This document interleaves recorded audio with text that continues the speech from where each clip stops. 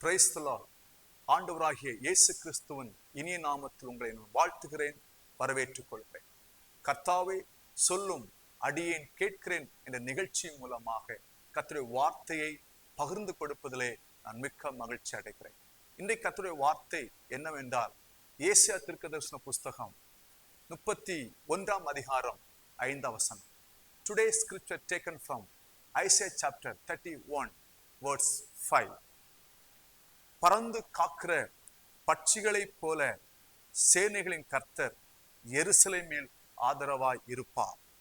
அவர் அதை காத்து தப்ப பண்ணுவார்.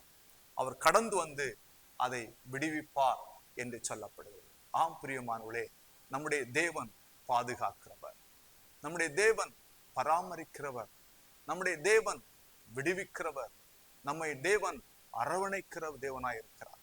ஆம், இங்கு இஸ்ரவேல் ஜனங்களை தேவன் பாதுகாப்பதற்காக தேவன் இங்கு வெளிப்படுகிறவராய் ஒரு பறவையாக வெளிப்படுகிறார் பார்க்க முடிகிறது. ஹல்லேலூயா. ஒரு தாய் பறவை குஞ்சுகளுக்கு ஒரு ஆபத்து நேரிடும் பொழுது தாய் பறவை எவ்வளவு கஷ்டப்படும், எவ்வளவு செயல்படும் என்பதை நாம் அறிந்திருக்கிறோம். அதே வேளையிலே குஞ்சுகள், பிள்ளைகள் தாய் பறவை விட்டு விலகி போகும் பொழுது தாய் பறவை எவ்வளவு வேதனைப்படும் என்பதை ஒருபோது நீங்கள் மறந்துவிடக்கூடாது. ஆம், சில நேரங்களிலே கர்த்தரை நேசிக்கிற பிள்ளைகள், தேவனால் தெரிந்து கொள்ளப்பட்ட பிள்ளைகள் தேவனை விட்டு தூரமாய் போகும் பொழுது தேவன் வேதனைப்படுகிறார். அதே வேளையிலே கர்த்தருடைய பிள்ளைகளுக்கு ஒரு ஆபத்து என்று வந்தவுடனே அதே தேவன் அவர் சீக்கிரமாய் இறங்கி வருகிறார். அவர் சீக்கிரமாய் இறங்கி வந்து அவர்களை காப்பதற்காகவும் அவர்களை விடுவிப்பதற்காகவும் தேவன் செயல்படுகிறவாய் காணப்படுகிறார். நானும் நீங்களும் ஆண்டோடைய பிள்ளைகள். ஆண்டு உங்களையும் என்னையும் நேசிக்கிறார். சங்கீதம் 91 வசனம் இப்படியாக சொல்கிறது, உன்னதமான கர்த்தரை நீ தாபரமாய் கொண்டபடியினால் வாதை உன் கூடாரத்தை அணுகாது, பொல்லாப்பு உனக்கு நேரிடாது, உன் வழிகளெல்லாம் உன்னை காக்கும்படிக்கு உன் தூதர்களை நமக்காக கட்டளையிடுவார் என்று தேவன் சொல்லியிருக்கிறார். எவ்வளவு நல்ல தேவன் பாருங்கள். நம்மை காப்பதற்காக இந்த உலகத்தில் வருகிற தீமைகளிலிருந்து தேவன் அவருடைய பிள்ளைகளை பாதுகாப்பதற்காகவும், உலகத்தில் காணப்படுகிற நோய்களிலிருந்து அவருடைய பிள்ளைகளை பாதுகாப்பதற்காகவும் தேவன் வாக்குத்தத்தங்களை கொடுத்திருக்கிறார். என கண்பான தேவனுடைய பிள்ளைகளே, நம்முடைய தேவன் பாதுகாவலர்.